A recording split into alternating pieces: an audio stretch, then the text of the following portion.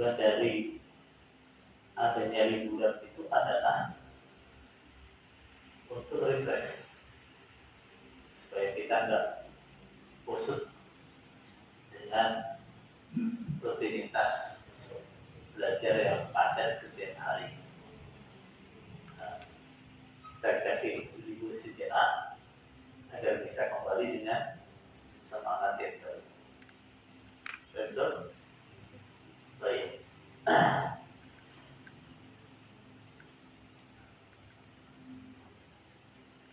Kajian hari ini adalah kajian yang tertunda dari kajian kemarin. Kemarin ada insiden. Anak jam 10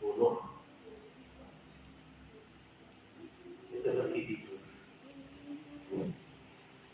Setengah 11 anak terbangun. Anak pikir hari Ahad. Sudah setengah 11. Anak langsung telepon Mas Harun. Maaf, saya lupa kalau waktunya kajian. Sudah setengah 11. Untuk beliaunya nggak ikut lupa juga. Ini kan hari Ahad kan masih besok tapi katanya alhamdulillah. Lupa yang lalu. Nah, makanya kajian hari ini adalah kajian yang tertunda dari kajian kemarin. Baik. Sudah ya? Sudah? Sudah. Baik. Baik, kita akan lanjutkan pembahasan kitab Al-Mu'allim di Adabil Alim wal Muta'allim.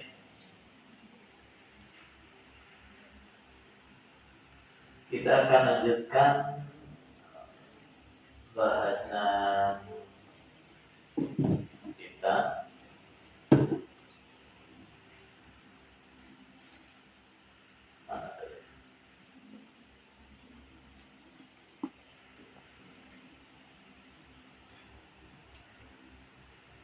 halaman 88. Itu tentang sebagian akhlak-akhlak yang baik, yang terpuji, yang hendaknya dimiliki baik oleh ahli ilmu maupun penuntut ilmu. Qala al-mu'allifu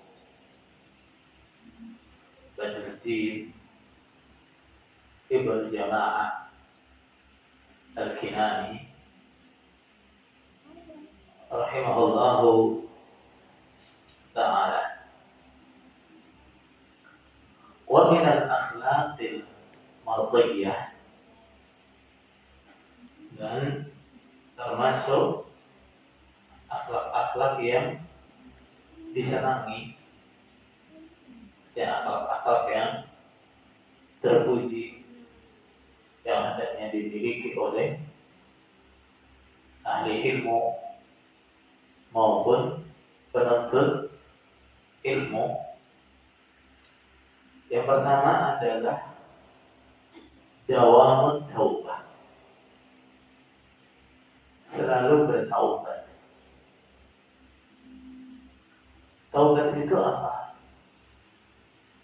Taubat itu adalah ar-ruju' atau al-iqla' minadz, kembali dari dosa atau meninggalkan dosa.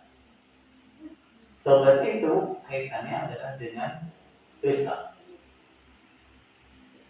Nah, kita tahu bahwa manusia siapapun dia itu gak ada yang luput dari dosa.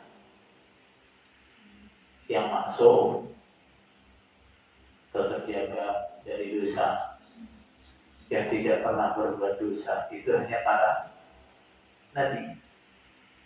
Nah, hanya para Selain Nabi, sesoleh apapun amal, sebaik apapun amal, dia akan berbuat dosa. Nah, entah itu dosa-dosa yang besar ataupun dosa-dosa yang kecil. Nah, orang-orang saleh, walaupun dia mungkin selamat dari dosa-dosa yang besar,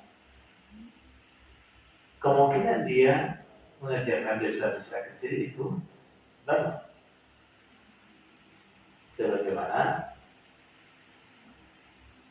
dikatakan oleh Rasulullah Sallallahu Alaihi Wasallam, "Kullu bani Adam khata."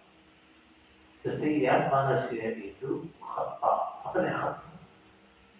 Pernah salah? Bukan. Apa? Banyak salah. Banyak berbuat dosa. Wa khairul khata'in at-tawwabun. Sebaik-baiknya orang yang banyak salahnya adalah orang yang banyak taubatnya. Nah, ahli ilmu maupun penuntut ilmu harus memperbanyak taubat. Setiap kali dia merasa berbuat salah, berbuat dosa, segera bertaubat. Kita banyak waktu itu dosa apa? Dosa. Begitu saja, segera taubat. Ketika kita menyanyiakan tugas kita, dosa ada itu. Nah, dosa. Nah, karena tugas-tugas yang dibebankan kepada kita itu adalah amanah. Nah, itu adalah dosa. Walaupun kita punya banyak alasan untuk membenarkan, tapi hakikatnya itu adalah dosa. Segera taubat. Kita memandang yang haram, dosa. Kita mendengar yang haram, dosa. Kita berbicara yang haram, dosa. Dan berapa banyak itu lewat dalam hari-hari kita. Nah, bahkan mungkin dari pagi subuh tadi kita bangun sampai sekarang itu sudah berkali-kali dari lisan kita terucap kalimat yang dosa. Telinga kita mendengarkan sesuatu yang dosa. Mata kita melihat sesuatu yang dosa. Tangan kita, hati kita bergerak untuk sesuatu yang dosa. Nah, ahli ilmu atau penuntut ilmu harus banyak taubatnya. Nah, harus banyak taubatnya. Taubat itu adalah perkara yang sangat mulia, yang sangat dicintai oleh Allah Subhanahu wa Ta'ala. Nah, taubat itu yang baik, yang nasuh, adalah taubat yang di dalamnya terpenuhi beberapa syaratnya taubat. Syarat-syaratnya taubat itu apa saja? Yang pertama, ikhlas. Yang pertama adalah ikhlas. Dia itu bertaubat memang karena Allah, betul.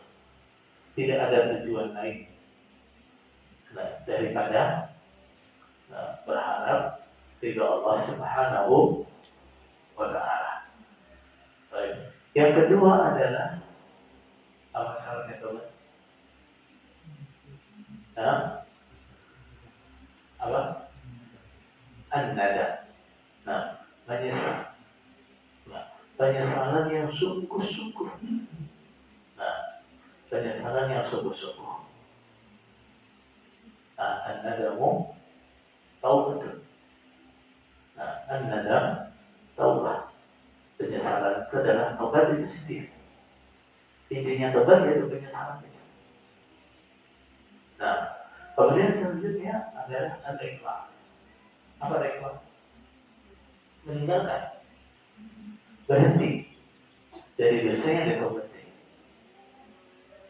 Orang yang taubat dari kebiasaan buang-buang waktu,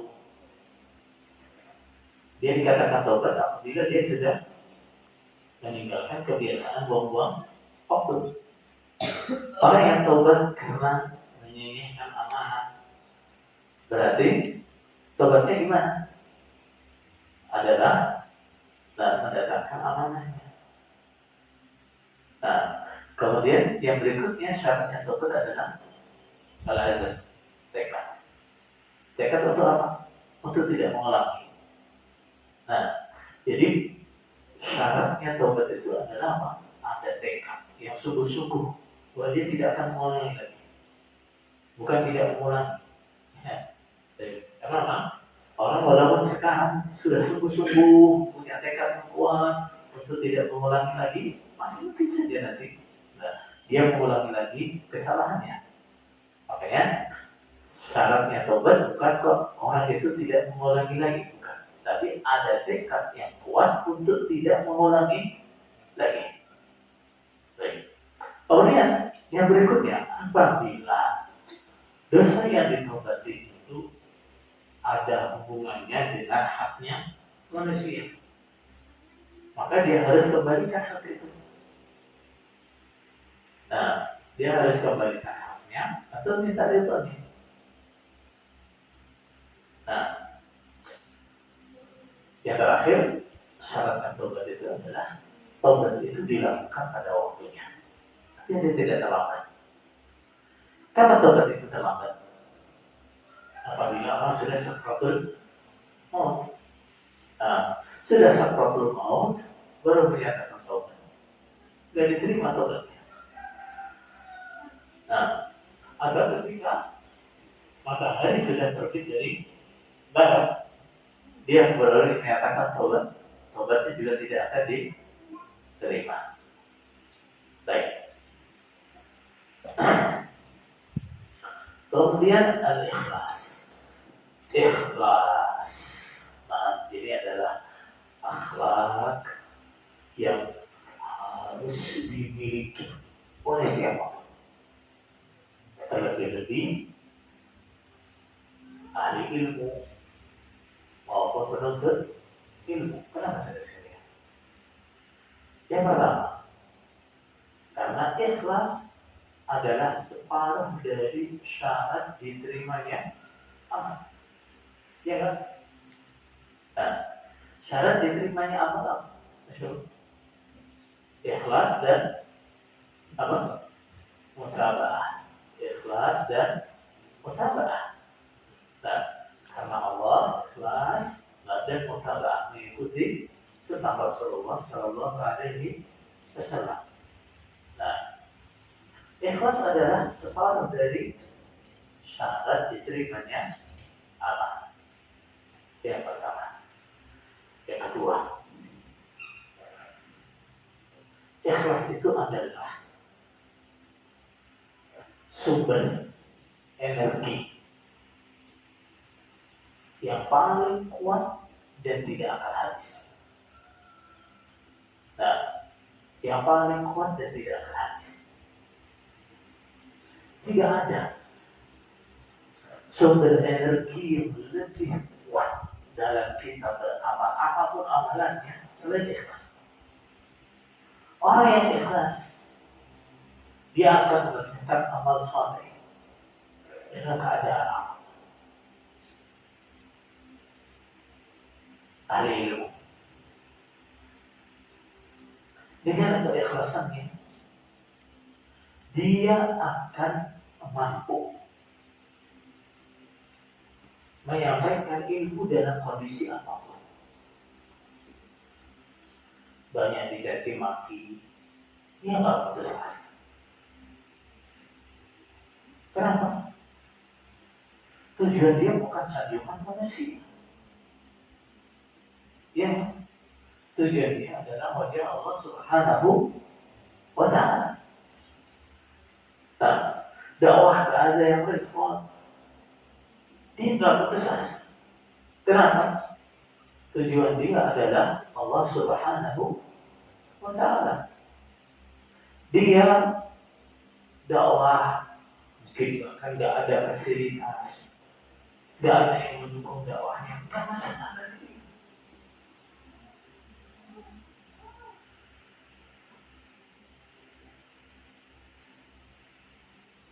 Serius.